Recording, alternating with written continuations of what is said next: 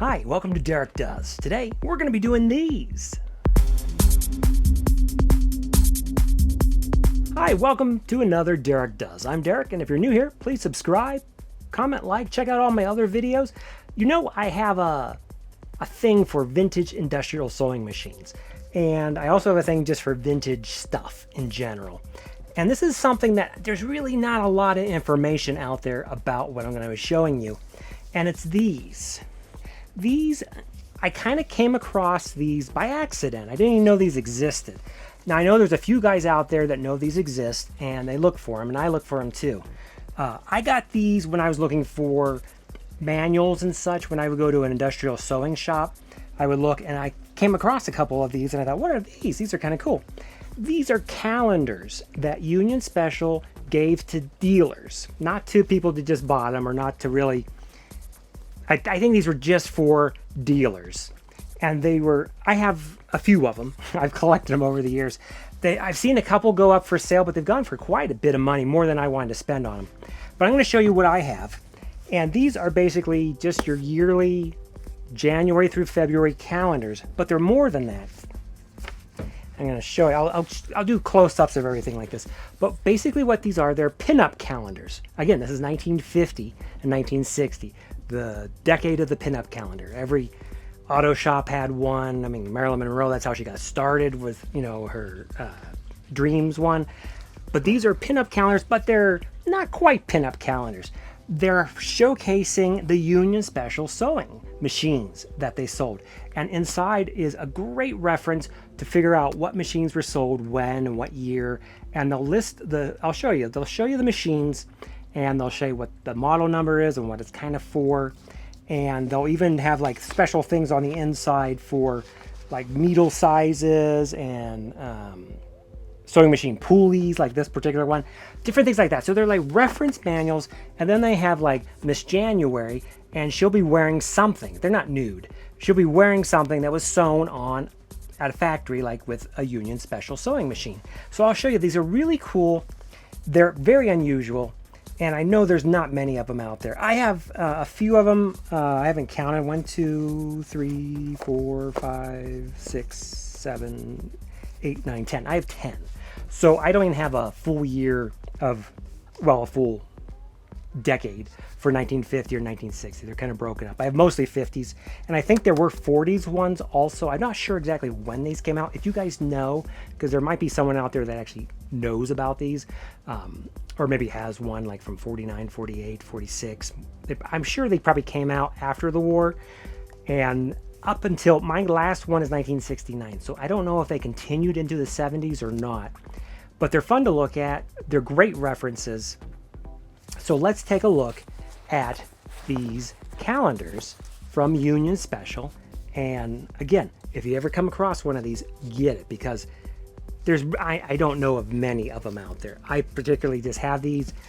I only have them probably because they did have the girls in them, so the sewing shops would have kept them perhaps, or maybe as a reference, and they just threw them in the pile of manuals.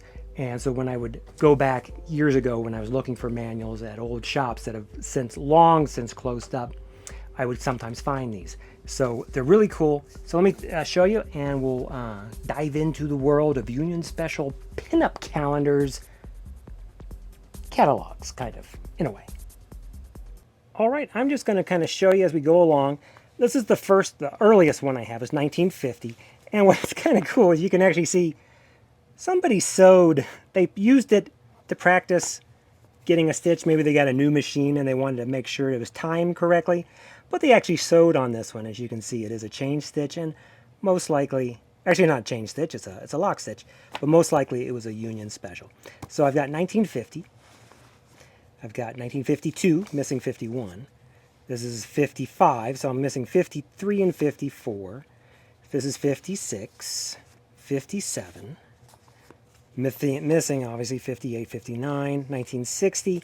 This one's missing its outside cover, but it's 1963. We'll get into the insides in a minute, but you can see they're just highlighting underwear sets that you can sew on Union Special. This is 67. I have 68 and 69. I like the earlier ones better. They're just a little less girly, I guess. They're more machines. We'll show you. So let's just open up 1950. So it would come like this, and on the back, it would have the Union Special sewing machine, and then lists of around the world with Union Special representatives. These are all the representatives in 1950 that you could order and buy stuff from South Africa to Peru to India to England to Cuba to Cleveland and Greenville. So it's all over the world that you can buy. And then it also was stamped here with holes so you could actually put it into your binder if you needed to as a catalog and that sort of thing. So it starts off, they're all about the same. It starts off and shows all the people, you know, all the heads of Union Special. And then your first girl, which is January 1950. And then on the sides of it, you can see they're showing a 51-400T for piercing and setting sleeves, the 39-200 AC, the 51-200L, and then a streamlined 61-300. And then here it says, brief as a wink is the smooth, sleek-fitting panty and bra set by Global Knitting Works in Grand Rapids, Michigan. So what they're doing is they're using pinups, which were real popular at that time, but they're highlighting the clothing from a place that made it. And then here you go, and you can go to machine data. And it has all sorts of machine data for your machine. It shows you the needle size, the gauges, the machine type. So it's really reference for old vintage machines. Now here's the same type of thing. And again, they're showing, this is from Ontario with this trim-fitting slip that was made on Union Special. More of that, more of machines. The machines are the cool thing, really. And then here, you know, it's the feed off the arm felling machines, which is, I guess, probably a new item for the most part. And you can see here, convenient feed off the, and then you can see a factory of them making some overalls and such. Showing the 35-800 class and the 37. More from March, April. They're not all underwear. Here they're showing the 50,000. These are the more self-oiling type of machines that were new at that time. There's a 41-300, the hosiery machine. Bikinis. And like we have like here's a 52-900, and we're in July. Anyway, so they each one is like that. I think as we get closer to, so this is 1950. So this is like the peak of pinup. Anyway, so then we go to like 52. Things change. This one is actually, here we go. Same but type stuff, you know, it shows the machines, shows the girls, more machines. 43-800 edge lock. Huh, that's a popular one, isn't it? You know, and this is, and then it shows like highlights these machines for shoe manufacturing. They're really interesting. These were all setups of hems, or not hems, but seams. So if you're ever curious about, you know, you'll see a machine, it'll tell you it does a certain seam. This would be an item to reference. Oh, okay, that's kind of what I want. So you have something like that, and then 55. Here she's wearing a dress, not quite as risque. Machine data. There's that hosiery machine again.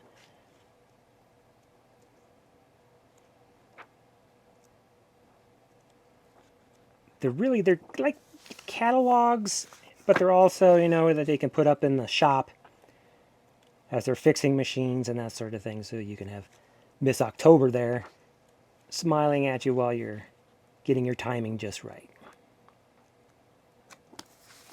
And then as you get up into the 60s, or the later 60s, it changes a bit. They're more Obviously the machines have changed, and you can see that the whole colors, those are the tan machines. There's your still 35800, but it's a little different. Doesn't have the differential on it yet. But you can see the pinups have changed, the whole look of it. You know, it's much more mod, I guess you might say.